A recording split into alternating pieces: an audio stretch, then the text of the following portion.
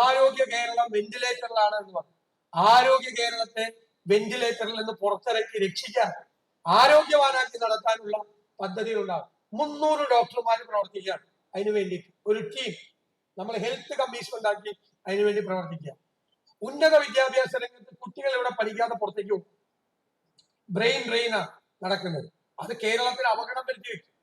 നമുക്ക് കേരളത്തിൽ അവരെ നിർത്തണം, അവർക്ക് തൊഴിൽ സാധ്യതകൾ ഉണ്ടാക്കണം. വിദ്യാഭ്യാസ ആരോഗ്യ രംഗങ്ങളിൽ കേരളത്തെ ഒരു ഡെസ്റ്റിനേഷൻ പോയിന്റ് ആക്കി മാറ്റി. അതിനുവേണ്ടി നമ്മൾ ഹയർ എഡ്യൂക്കേഷൻ കോൺക്ലേവ് നടത്തി പരിപാടി. ഇങ്ങനെ കാർഷിക രംഗത്ത്, വിവിധ രംഗത്ത്, വികസന രംഗങ്ങളിലെല്ലാം വളരെ ഇഫക്റ്റീവ് ആയിട്ടുള്ള ഒരു കാര്യം. പിന്നെ ഒരു കാര്യം കൂടി പറഞ്ഞേക്കാം, എല്ലാം പറയുന്നില്ല. 3 കൊല്ലം കൊണ്ട് നടത്തേണ്ട ഒരു പദ്ധതി 100 കോടി രൂപ 3 കൊല്ലം കൊണ്ട് പൂർത്തിയാക്കും. 10 കൊല്ലം കഴിഞ്ഞാൽ പൂർത്തിയാവില്ല. 100 കോടിക്ക് വരെ 500 കോടി ആയാലും പൂർത്തിയാവില്ല. ഖജനാവിൽ നിന്ന് ലീക്കേജാണ്. സമയബന്ധിതമായി പരിപാടി പൂർത്തിയാവില്ല. എന്തുകൊണ്ടാ? പൂർത്തിയാക്കിയില്ലെങ്കിൽ ആർക്കും അക്കൗണ്ടബിലിറ്റി ഇല്ല. 3 കൊല്ലം കൊണ്ട് പൂർത്തിയാക്കേണ്ട പദ്ധതി 3 കൊല്ലം കൊണ്ട് പൂർത്തിയായില്ലെങ്കിൽ അതിന് ഉത്തരവാദികളായ ആളുകൾക്ക് അക്കൗണ്ടബിലിറ്റി ഉണ്ടാകും. അക്കൗണ്ടബിലിറ്റി അത് ലീഗലൈസ് ചെയ്യും.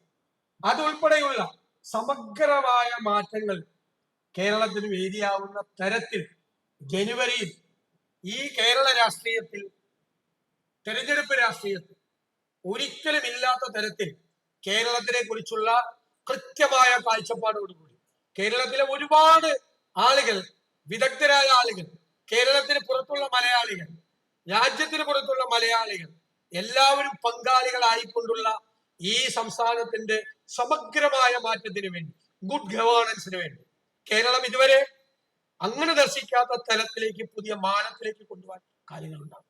ഞാൻ നിങ്ങളോട് പറയുന്നത് ആത്മവിശ്വാസത്തോടുകൂടി, കൃത്യമായ പദ്ധതികളോടുകൂടിയാണ് നമ്മൾ മുന്നോട്ട് പോകുന്നത്. ഈ വിജയം നമ്മളെ കൂടുതൽ വിനയാന്വിതരാക്കണം. ഈ വിജയം നമ്മളെ കൂടുതൽ ഉത്തരവാദിത്വ ബോധമുള്ളവരാക്കി മാറ്റും.